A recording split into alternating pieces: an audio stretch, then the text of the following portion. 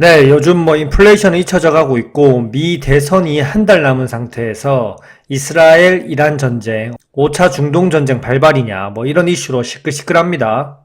이스라엘 헤즈볼라가 무력 충돌에 미국 시민들은 레바논 떠나라고도 얘기했고요. 무튼 중동 전쟁이 발발하며 유가 폭등에 인플레이션 재정화에 미 대선까지 영향을 미치기 때문에 보통 이슈가 아닌데요.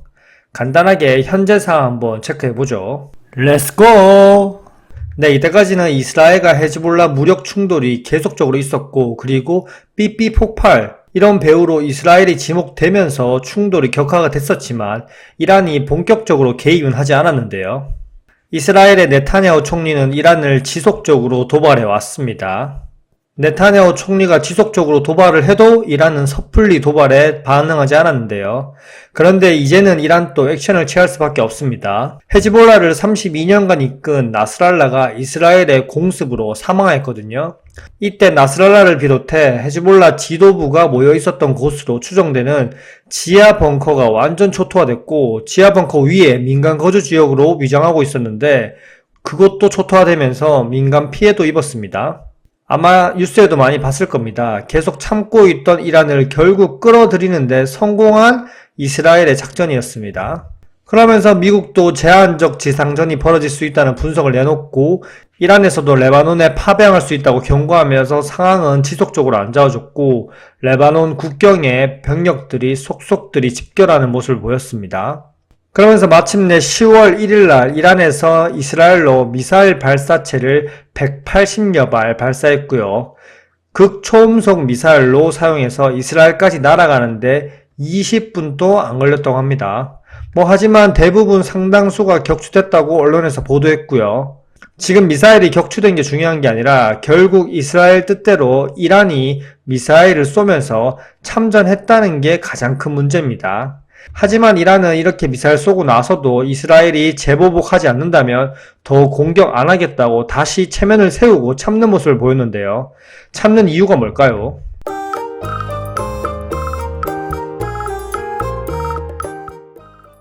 그 이유는 바로 미 대선 때문인데요.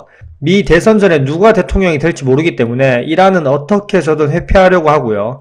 만약 해리스가 당선되면 중동 전쟁을 피하면서 한몫을 했고 어느 정도 유리한 스탠스를 취할 수 있거든요. 반면에 이스라엘은 어떻게 해서든 전쟁을 일으켜야 했고요. 네타냐후 총리 정치 인생, 지지율 지키는 이유도 있고요. 그리고 중동 전쟁을 일으키면 어쨌든 대선판에서 트럼프에게 유리하게 흘러가는 것도 있고요. 또 대선 전부터 대선 후까지 전쟁을 이어가면 누가 당선이 되든지 간에 계속적으로 지원을 받을 수 있는 명분도 되고요. 지금 흘러가는 모습을 보면 이스라엘 네타냐후 총리는 거의 트럼프한테 충성하는 느낌이 강하고요. 현재 지지율이 다시 또 재역전됐고 이 기회를 몰아 트럼프는 엄청 본인 어필을 또 하고 있습니다. 트럼프가 해리스가 당선되면 세계는 불타서 없어질 것이고 무능한 바이든, 그리고 해리스가 우리를 3차 세계대전으로 끌고 가고 있다. 만약에 본인이 대통령이었다면 이란이 공격하는 일도 없었을 것이다. 지금 이렇게 열심히 얘기하고 있습니다. 지금 이런 와중에 바이든은 트럼프 편인지 말실수를 좀 했는데요. 플로리다 및 조지아주 허리케인 피해 지역 방문을 위해서 바이든이 출발하기 전에 백악관에서 기자들과 인터뷰를 했는데 이스라엘이 이란의 석유 시설을 타격하는 것을 지지하느냐라는 물음에 바이든이 우리는 그것에 대한 논의 중이라고 얘기했습니다. 이 말이 말실수든 뭐든 간에 엄청난 파장이었고요. 이란 원유 시설을 공격하면 이란도 참지 않고 바로 전면전이거든요. 다시 백악관은 확정된 게 없다고 얘기를 했지만 이미 이 발언 때문에 유가가 5%나 급등을 하고요. 그리고 73불까지 치솟았습니다. 그리고 결국 같은 편인 민주당 해리스까지 같이 공격한 꼴이 됐고요. 무튼 이제 앞으로 이스라엘이 이란 원유 시설을 만약에 공격하게 되면 전면전이 바로 시작이고, 이란이 지금 1일 원유 생산량이 330만 배럴입니다. 이 330만 배럴의 생산 차질이 생기면 석유 수출 주요 통로인 호르무즈 해협이 막히면서 엄청난 물류 대란, 유가가 또 엄청나게 급등할 수 있습니다.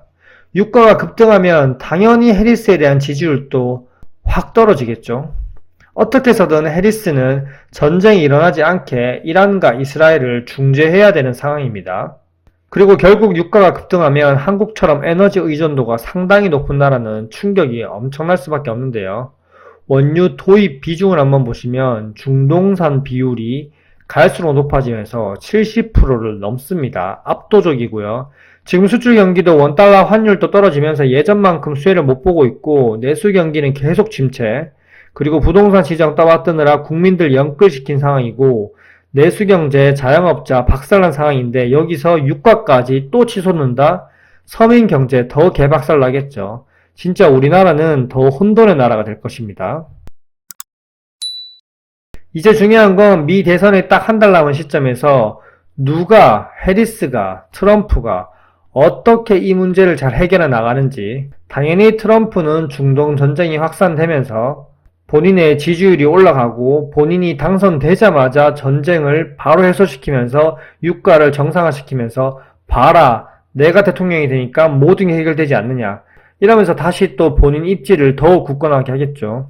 바이든은 이미 이란 원유 시설 공격 논의 중이라는 발언만 봐도 그냥 가만히 있는 게 해리스를 도와주는 거고요. 무튼 앞으로 중동의 미래는 이분들에게 달려 있습니다. 그리고 우리나라 역시 유가도 지속적으로 체크해야겠죠. 이상입니다. 안녕.